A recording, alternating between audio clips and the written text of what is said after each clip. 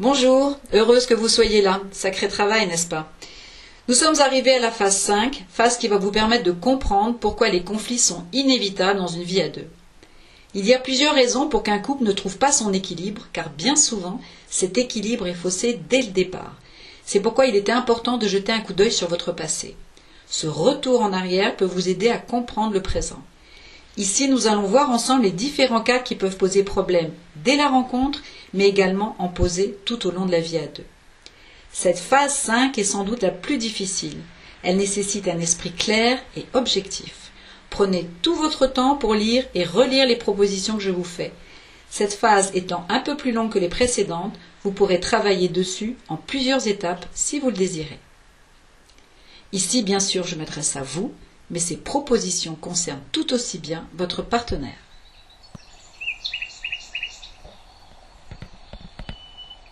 Nous allons à présent aborder le premier cas intitulé le déni. Le déni est une notion utilisée en psychanalyse pour désigner le fait de refuser, de façon inconsciente, une partie ou l'ensemble d'une réalité. Voyons un exemple. Même si votre compagnon n'est pas vraiment celui que vous espériez, vous faites comme si c'était l'homme de votre vie. Vous avez occulté ses défauts, sa personnalité qui est peut-être aux antipodes de la vôtre. Vous avez décidé d'accepter votre situation telle qu'elle est. Tant que vous êtes heureuse ainsi, je ne peux rien vous conseiller. Cependant, si ce déni de la réalité venait à s'estomper, voire à disparaître, si vous remettez en question votre vie amoureuse, là, il faudrait vraiment vous faire aider pour affronter votre nouvelle réalité. Surtout, ne culpabilisez pas. Un déni est souvent inscrit dans l'inconscient suite à un événement marquant du passé. Un psy pourra vous aider à mettre le doigt sur l'origine de ce blocage. Passons au second cas, vouloir changer son partenaire. Ici, nous projetons chez notre partenaire un idéal, notre idéal, qu'il soit physique, intellectuel, émotionnel ou pratique. Et pour que ce partenaire corresponde à nos attentes, nous avons décidé de le changer, de le modeler à notre manière. Mais mettons-nous un peu à la place de votre partenaire qui, par peur de vous perdre, va accepter de jouer le jeu. Il ne dira rien le jour où vous allez troquer ses jeans contre des costumes plus saillants. Il consentira à remodeler son corps en allant faire du sport.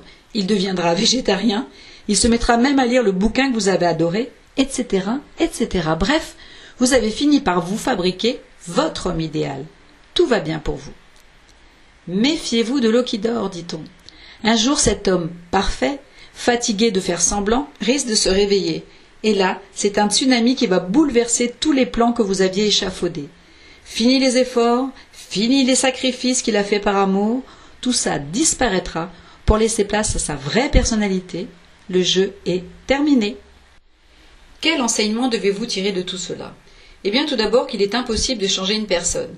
Une personne peut certes évoluer, grandir, consentir à de petits changements, tels que ranger ses affaires, débarrasser la table par exemple, mais elle ne pourra jamais aller indéfiniment à l'encontre de ce qu'elle est réellement. On ne peut formater personne. Et si c'est vous que votre partenaire veut modeler à sa manière, ne vous laissez pas entraîner dans ce petit jeu qui se retournera contre vous. Endosser une personnalité qui n'est pas la sienne par peur de déplaire, passer sa vie à faire semblant d'être ce que l'on n'est pas, conduit irrémédiablement à l'échec. Voyons le cas suivant, le masque. Au début de votre rencontre, votre amoureux, pour vous séduire, pour vous plaire, va se constituer un personnage qu'il n'est pas tout à fait en réalité. Il va se montrer sous son meilleur jour, il va vous raconter qu'il est sportif, qu'il n'a peur de rien, il va même prétendre aimer les mêmes choses que vous, etc. Contrairement à l'exemple précédent, il ne tient pas à se transformer pour vous, non. Il veut juste avoir le temps de vous conquérir.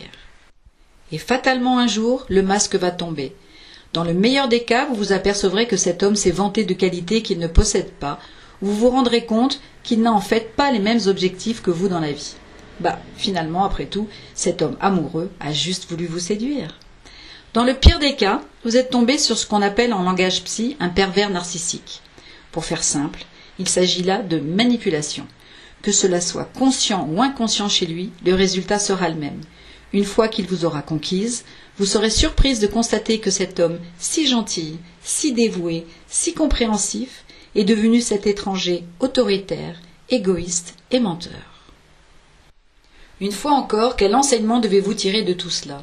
Eh bien, avant de vous engager dans une vie de couple, avant de rendre votre appartement pour vous précipiter dans le sien, avant de l'accueillir chez vous, apprenez à connaître cet homme et à reconnaître l'alarme que votre petite voix intérieure vous envoie.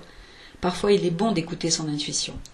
Si vous partagez déjà votre vie avec lui et que vous perdez pied, je vous conseillerais vivement d'aller chercher de l'aide auprès d'un thérapeute, surtout si vous vous demandez pourquoi vous êtes tombé sur un manipulateur. Le pervers narcissique non seulement manipule les personnes qui l'entourent, mais les font également culpabiliser. Quoi qu'il se passe dans votre couple, ça ne sera jamais de sa faute.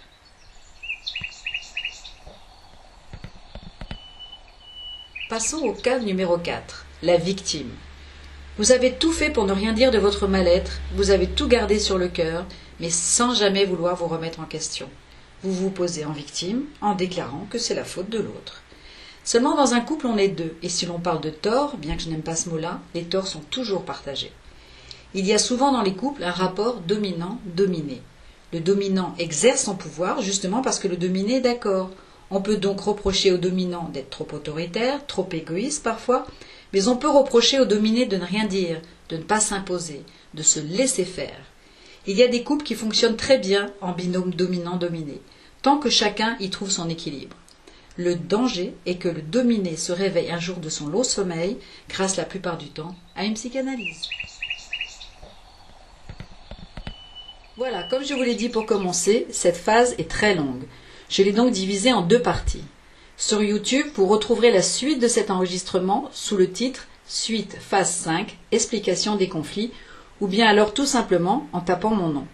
Dans cette fameuse suite, je vous expliquerai les causes des conflits et des crises qui entachent votre vie de couple et surtout comment y remédier. Voici un mémo de ce que nous avons déjà vu ensemble dans cette phase 5. Je vous dis à tout à l'heure.